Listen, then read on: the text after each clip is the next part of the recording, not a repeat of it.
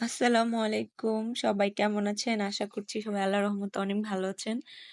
তো আজকে একটি কাজ নিয়ে আসলাম, সেটা হচ্ছে একটা বেবি ড্রেসে আমি ডলার বসাবো পুরাটাই। তো আমি আগেই ডলারের ফ্রেমটা তৈরি করে নিচ্ছি। এই যে দেখতে পাচ্ছেন আমি হাতে করে নিচ্ছি। এটা আপনি চাইলে কুশি কাঁটাতেও করতে পারেন। তো আমি হাতেই করে নিচ্ছিলাম। আর অনেক রাতে যেহেতু করছিলাম, দেখতেই পাচ্ছেন সবকিছু এলোমেলো।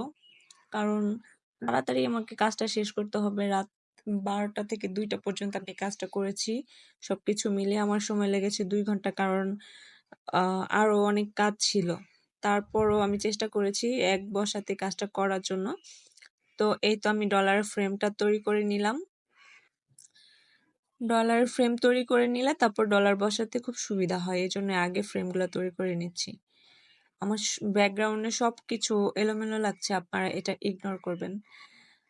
এই তো এখন আমি এগুলা ড্রেসে বসাবো। এই যে আমার ড্রেসটা, এটা আমি এরকম ভাবে কমপ্লিট করেছি। এখন আপনাদের দেখাবো কিভাবে বসাতে হয়। ড্রেসটা কিন্তু মাশাআল্লাহ অনেক সুন্দর হয়েছে। আর আমার সবচেয়ে বেশি সময় লেগেছে কোমরের এই ডলারগুলো বসাতে। এত পরিমাণ মশায় কামড় দিয়েছিল যে আমি পরে খুবই অসুস্থ বোধ করছিলাম। তারপরও চেষ্টা করেছি কাজটা কমপ্লিট করার। এই তো আমি প্রথমে ডলারটিতে আঠা বসিয়ে ফ্রেমের সাথে তারপর বসাচ্ছিলাম। পরে আমার মনে হচ্ছিল যে সবকিছুতে আঠা আঠা লাগতেছিল, আনকমফোর্টেবল লাগছিল। তারপর আমি আবার এটাকে একটাই বসালাম। তারপর আমি আবার ডলার সুই সুতা দিয়ে আটকে তারপরে বসালাম। সেটা আপনাদেরকে দেখাবো। এইভাবে আমি ৪-৫ দিক দিয়ে আমি করে নিলাম। আসলে কাজ করতে করতে অনেক সময় অনেক ক্লান্ত লাগে, অনেক পরিশ্রম হয়। ছোট হোক কাজটা, কিন্তু এই কাজটার পিছনে কিন্তু অনেক পরিশ্রম দিতে হয়। আপনাকে এই পরিশ্রমের মূল্য কয়জন দিবে বলেন? কেউ যারা নাকি এই কাজ সম্পর্কে তেমন একটা বুঝে না, তারা মনে করে যে জাস্ট সুই সুতা দিয়ে একটু সেলাই করে নিলেই তো হয়ে গেল। এত কিসের পরিশ্রম, এত কিসের সময় লাগে? কিন্তু যে আমার মতো এরকম কাজ করে তারা জানবে যে একটা কাজ করতে গেলে একদম সুন্দরভাবে সম্পূর্ণ করতে গেলে কতটা সময় আর পরিশ্রম যায়। যে করে সেই বুঝে, তাই না? তারপরও অনেক কষ্ট করার পর যখন আপনি সঠিক পারিশ্রমিকটা পাবেন তখন কিন্তু আপনার ভালো লাগবে, তাই না? কিন্তু এটাই সমস্যা আসলে, যারা পরিশ্রম করে কাজ করে তাদেরকে আসলে সবাই মূল্যায়ন করতে পারে না, সবাই সঠিক পারিশ্রমিকটা দিতে পারে না।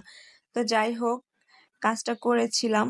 তো এই কাজটার ছবি আমার পেজে দেওয়ার পরে সবাই মাশাআল্লাহ অনেক প্রশংসা করেছে এবং আমার আরো এই সেম ডিজাইনের কাজের অর্ডার এসেছে।